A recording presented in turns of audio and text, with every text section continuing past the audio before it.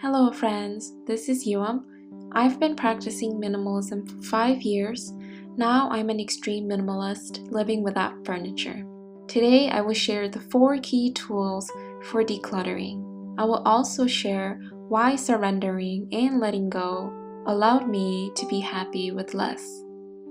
I currently have a capsule wardrobe consisting of 15 articles of clothing and 2 pairs of shoes. If you want a full tour, feel free to check it out. I came a long way from my shopaholic self to my current lifestyle of extreme minimalism. I will also be sharing more about my past in a future video. Some of my organization technique includes range or rolling my clothes to keep everything compact. I also neatly fold the rest and hang up the outerwears. I remove distracting product labels as much as I can. I also store similar things together instead of scattering it around the house. I also keep a cleaning schedule to avoid things piling up.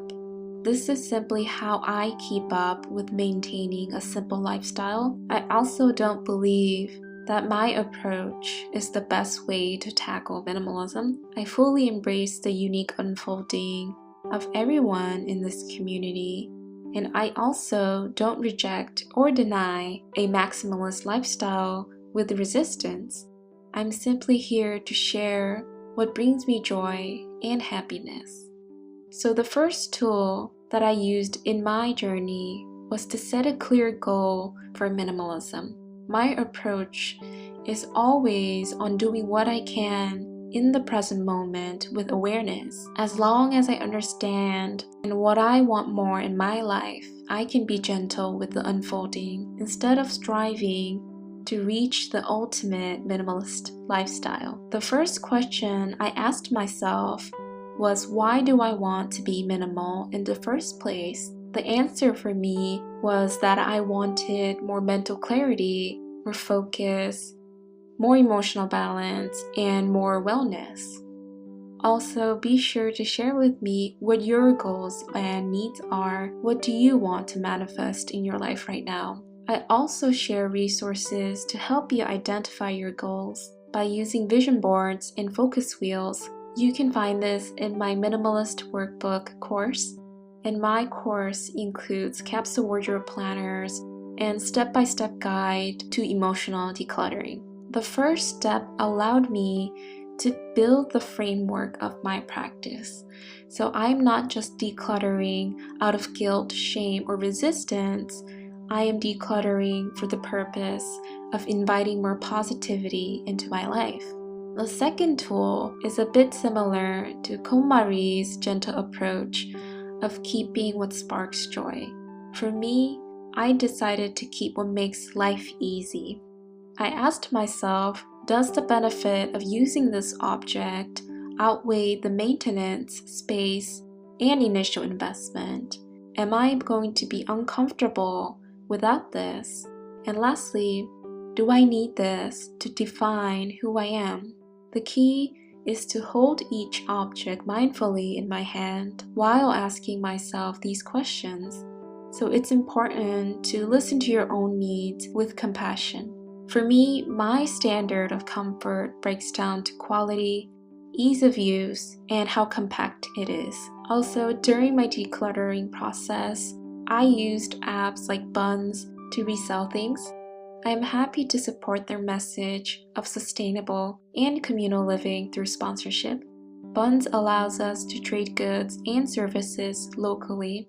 With Buns, we can simply upload what we want to let go, and we can also earn digital currency to use at local shops. If you want, I recommend using Buns for decluttering. Also, feel free to learn more about their sustainable practices when you download the app. In the beginning of my journey, I tried to discard everything all at once. I felt overwhelmed and tired. Now I focus on allowing myself and other people to practice minimalism with ease. I also believe that minimalism does not have to look all the same, so be sure to share with me what your own definition of minimalism is in the comments below. If I felt stuck, I simply take some time off to meditate, to go to nature, to do yoga, and hang out with my loved ones. I take my time to arrive in this present moment, and it's okay to have ups and downs during our journey. The last tool that I want to share is about shedding useless responsibilities. It is hard to take care of 500 things, but it is easy to take care of 50 things, 100 things. I realized that I can be happy by consciously choosing and being highly selective of what I choose to be responsible for. It's about choosing what I can do in the present moment and surrendering the rest of the responsibilities to a higher power. For this tool, I place things into 2 categories, and that includes love being responsible of, and the second category, hate being responsible of. I now know that it is not wise to try to control everything. It only matters that I try to do what I am capable of doing with ease and comfort. There's no need to do it all, no need to be all, and no need to have it all. I believe that happiness is found not in the wanting, but in the surrendering. I used to constantly want more clothing, more praise, more compliments, more acceptance, and external support. But when I finally stopped wanting, I realized that I simply had enough. To allow is to accept the fact that what I wanted has always been here. I always had enough love and kindness from the divine being, from my friends, family, and community. I hope that I was able to shed some light on your practice. If you enjoyed this video, please like and subscribe to my channel. Thanks again for being here, my friends, and I hope to see you again soon.